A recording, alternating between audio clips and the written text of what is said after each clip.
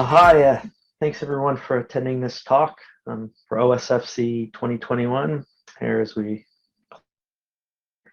and my name is Vincent Zimmer, and I want to talk about this effort we're working on called Universal Scalable Firmware, or USF.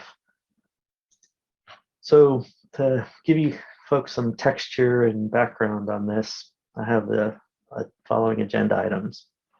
First, I'm going to give an overview of USF, and then describe some of the various layers, including the OS interface, the universal payload, something we're calling the platform orchestration layer, then the scalable firmware support package, or FSP, and then sort of tie it off with some thoughts on configuration using YAML. So this is what the next 30 minutes of excitement you're going to hear. So what is USF? So USF really is an attempt to simplify platform firmware construction. It reads on various aspects of the stack, and it really isn't reinvention of a lot of things. It's more evolution. And as you'll see through the talk, really want to do a lot of it in the open, be more community oriented. So as you see some of the various layers, I'll do a call out to where we're doing development in the open and where we'd really like to get some engagement with the community. But that's what USF is, sort of from a high level. So this is the more traditional, spatial view of the stack. So I'll start from the top. The top of the stack is the operating system interface handoff. You'll find standards love today, like ACPI, device tree, EKexec, UEFI. And then, so we're really not, changing those radically, really working within those constraints. But we have a layer that creates those interfaces we're calling the universal payload. So if you want to have Linux in your flash, encapsulates Linux boot and embedded hypervisor, EFI, we have this interface calling those, referring to those as the different payloads. We have an interface called the universal payload. And so that's one API layer of the stack. And then the next layer down, if you think of your system firmware, is we have an umbrella term called the platform orchestration layer. And really the platform orchestration layer, or the POL, is not, again, inventing a new platform implementation. It's really, composing some of the existing communities, whether it's core boot, slim boot, U-boot, EDK2, Tiano Core, or boot, which I didn't mention there, would be another great one.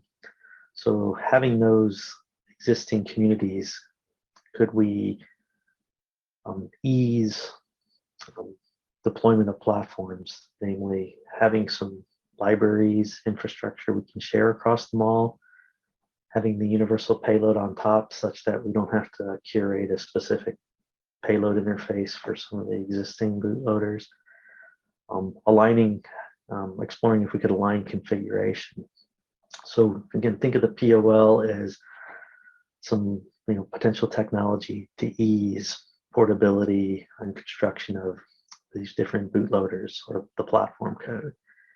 And then underneath is the interface to the system on a chip.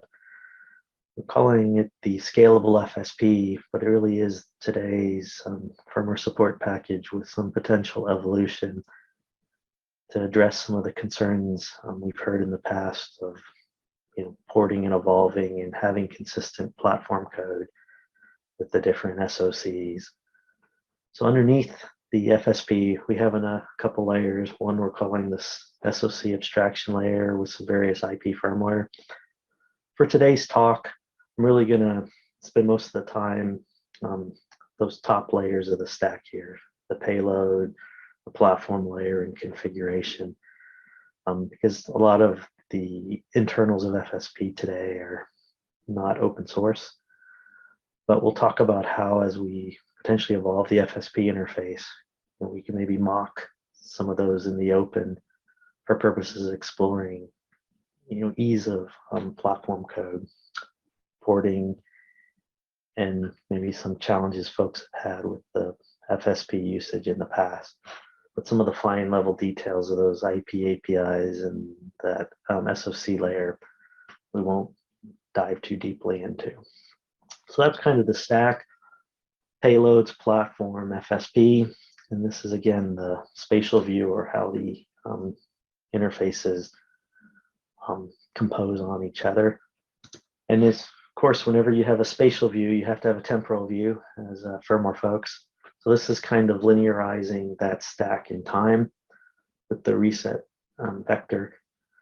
In the upper left, today we're still talking about it going into the platform code.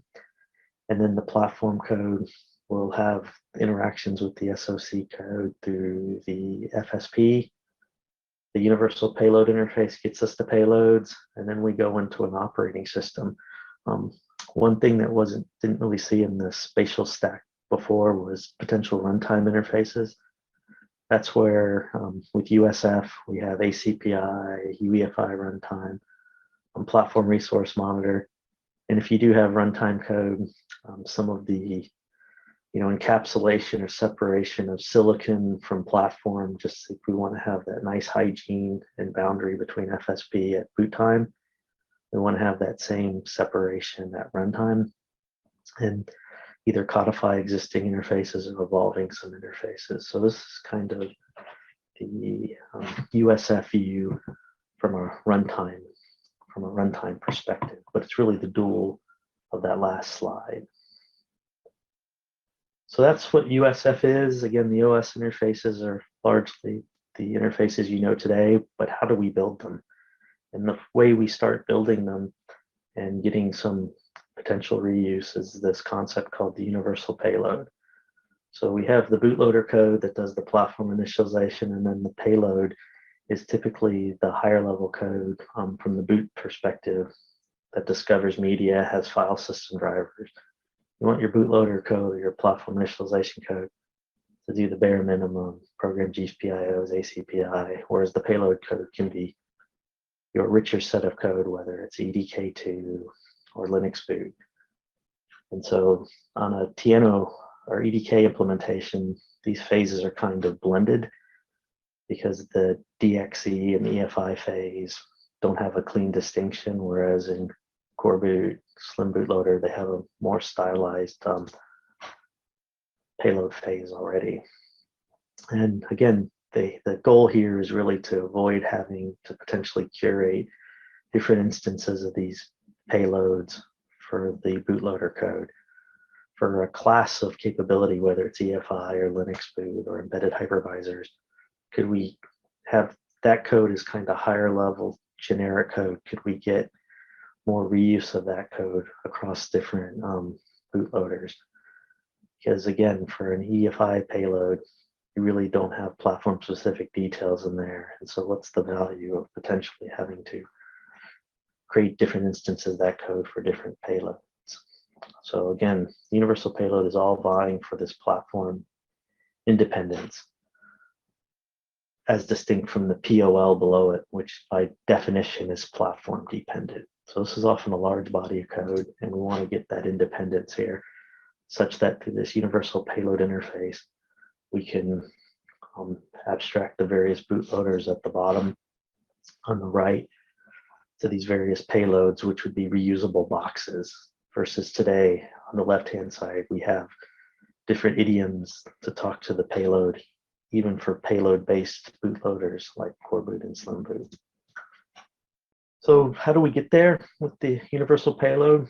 It has an image format with various sections named as UPLD, and then the information sections with UPLD info. The universal payload has a well-defined entry point that takes just a pointer to data structures. Today it's handoff blocks, but as this effort is an open effort, other self-describing, potentially self-describing data structures would be of interest to explore with the community,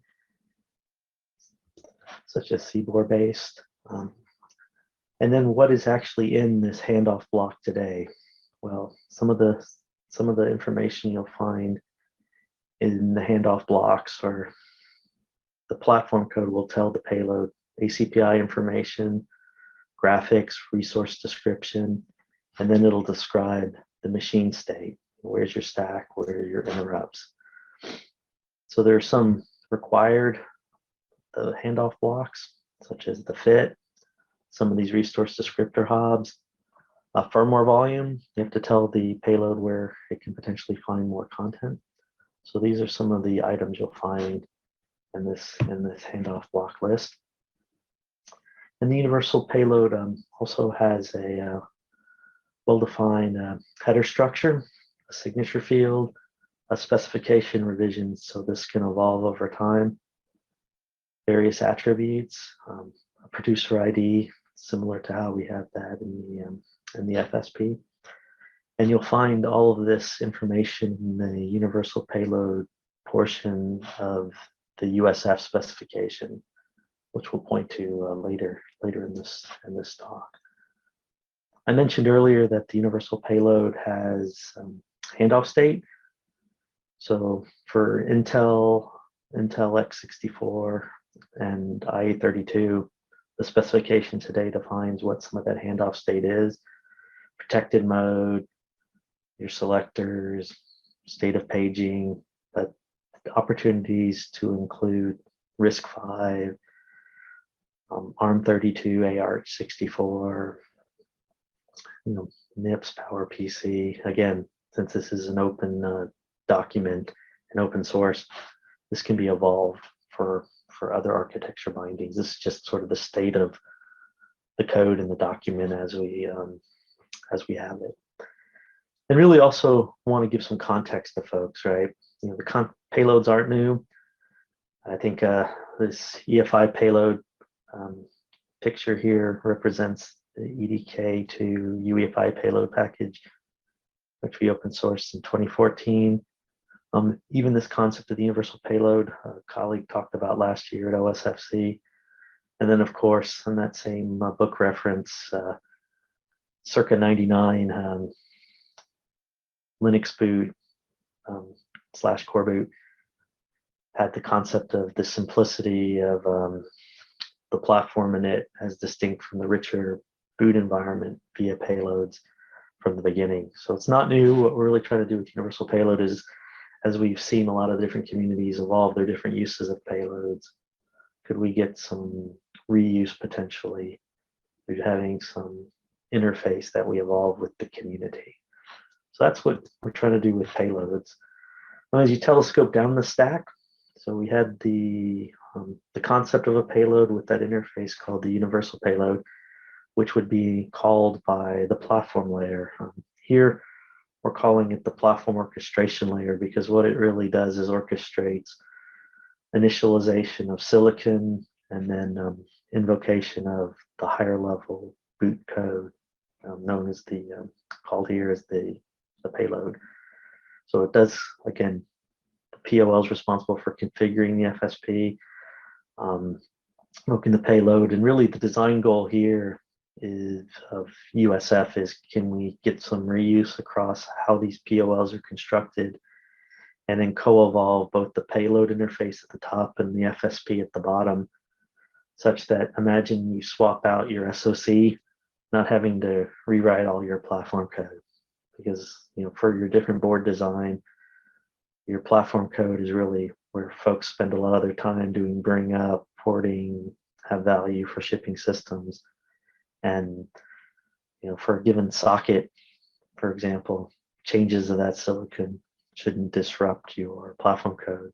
Correspondingly, if you choose to embed Linux or do an EFI boot for booting Windows, that shouldn't noticeably disrupt your platform code. So those are some of the design precepts. And to that end, we observed a lot of the platform code have early init, late init, and then some runtime, whether it's system management mode on Intel architecture, and then things like ACPI. So really what we want to do here, within the space of the POL is having some potential reuse. So for example, ASL, if I have a given board and I do slim boot or core boot or EDK2 or boot, why shouldn't I have the opportunity to reuse the same ACPI source language, ASL? Think of it as, board.asl for that given system board. So what type of guidance we as a community should do to get reusable ASL? Similar with imperative code, whether it's C code or Rust code. If I have some library, maybe supporting the latest DMTF SPDM standard, whether it's the C-based open SPDM or its Rust variant, what guidance should we have around writing that class of code such that I could drop it into a slim boot stage 2, an EDK2 advanced feature package, a core boot, common code or third-party library in the third-party directory. That's some of the guidance the USF effort through the specification and the open source work are trying to look at also. So can we share some assets, which are kind of common technology assets across the different bootloaders, in addition to having common ways to invoke payloads, and then explore maybe some aligning how some configuration is done. So here's a quick view of a EDK2 based on PI in a USF world where we have the various FSP interfaces. And then, how would we potentially fracture that with things like the universal payload? Today, there may be some higher level platform code that we want to take out from the generic basic EDK2 bootloader and reuse the same EFI payload across core boot and slim boot. And so the payload interface could be used to talk to that platform code in addition to that generic EFI EDK bootloader. And here's another view of how, again, we could use a single UEFI payload potentially delivered in binary or derived from source, that the blue box that could be used across the various bootloaders and leverage within an EDK2 style bootloader. At the same time, there's core boot, which has a well-defined set of stages, boot block, ROM stage, RAM stage, with its various FSP interfaces. Today, in FSP API mode, and core boot then has its payload interface. And so core boot is a very first-class example of a POL today. And here's an example, and here's details on how with an FSP 2.3 core boot interacts with the FSP. So again, as all the POLs this generation, the POL of the core boot code takes control of the reset vector and then interacts with the FSP through DMNS, those fixed interfaces, and then the various notifications or callbacks. And then, of course, in the lower right, once the finalization of the silicon interaction with RAM stage, they can call the payload. And that takes us to another payload-based architecture today, which is the slim bootloader. So in lieu of ROM stage, boot block, ROM stage, RAM stage, slim bootloader has stage 1A and B and stage 2, where it correspondingly evolves the state of the machine and invokes the FSP API mode-based interfaces, FSP TMNS, and then seeds control to the payload. And again, the scalable firmware interface opportunities for touch points there in those three stages. And then prior to the payload, evolve that stage 2 logic to use the universal payload interface. And as I mentioned, again, I'm at the open source firmware conference, so we really want to embrace the spirit of this conference and the community who engages here with this effort.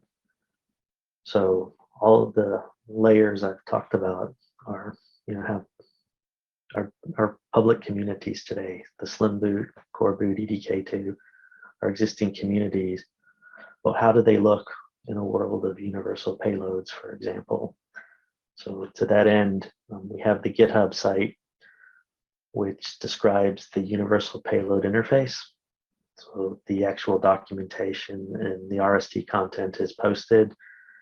And then we've mocked what the changes would look like for the universal payload in the various bootloaders. So you'll see POC code for the 3 different bootloaders, the change to Linux boot. And we sort of would look at this as like a staging tree to then evolve those, send those patches to the upstreams of those various communities. And then in addition, there are tools to create a universal payload. So against OpenSpec, corresponding implementations to evolve this work with the community. And then I mentioned that we want to leverage existing bootloaders.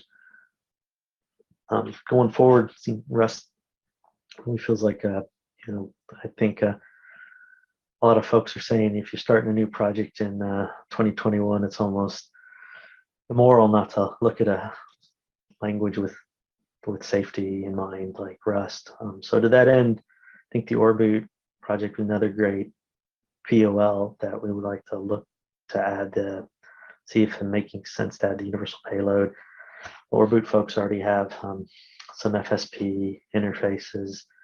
And then we've been looking at a clean room sort of firmware stack based on Rust, this Rust firmware project, starting with virtual firmware, which is not bare metal, but then what would a bare metal example look like?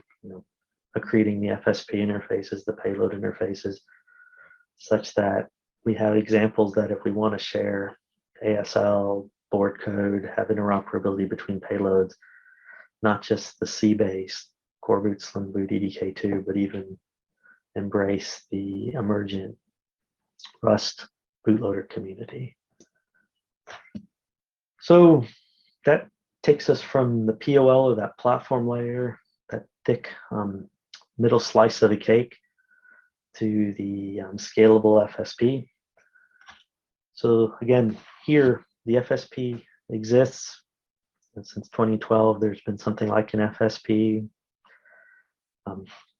Broke out the 1.0 spec in 2014, and we've been evolving up to the 2.3 specification today. But what would it look like? What does it look like today, and how would we scale it for tomorrow? So as a quick reminder, the firmware support package is something that includes a binary integration guide, which are the details of the specific SoC, a tool to rebase your FSP, and then some metadata for configuration. A boot setting file today, USF, we're looking at YAML tomorrow. And the hope is, again, ease of integration to these various bootloaders or POLs. And FSP's real job is CPU, memory controller initialization, having well-defined APIs and integration guide to snap into various bootloaders. And again, as I mentioned, the FSP has sort of been on an arc for API mode from 1.0 to 1.1 to 2.0, where we observed that at that time, some architectures that didn't have memory map SPI, we needed to break up the FSP components. And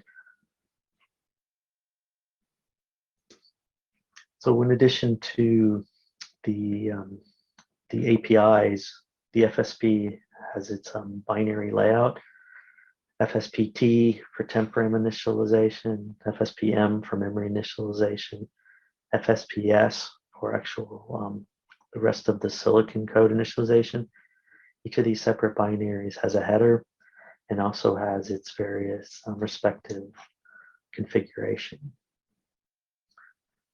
So within each FSP is something called an FSP info header, which actually has pointers to the configuration and the various callable entry points.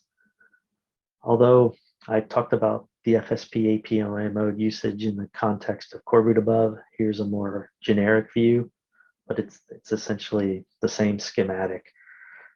Again, the bootloaders or the POL instances are in blue on the left and right that interact over time with the green FSP interfaces. And here's a view of the bootloader interaction in a UEFI PI world where you can have a PEIM and Dixie code that are effectively wrappers into API mode.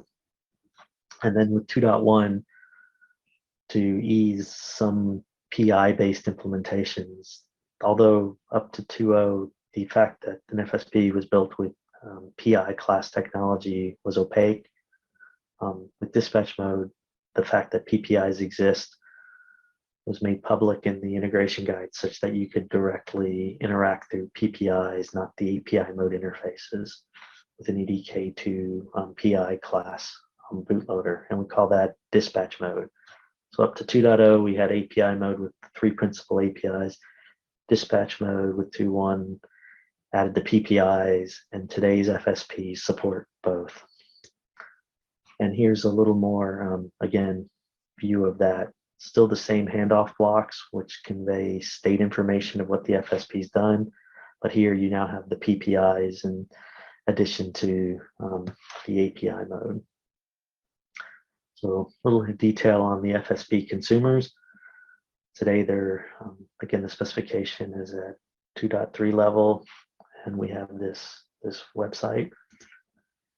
And some of the things that we've been evolving as part of USF is, if you recall, in 2018, we talked about this potential path to openness, sort of the arc we're on.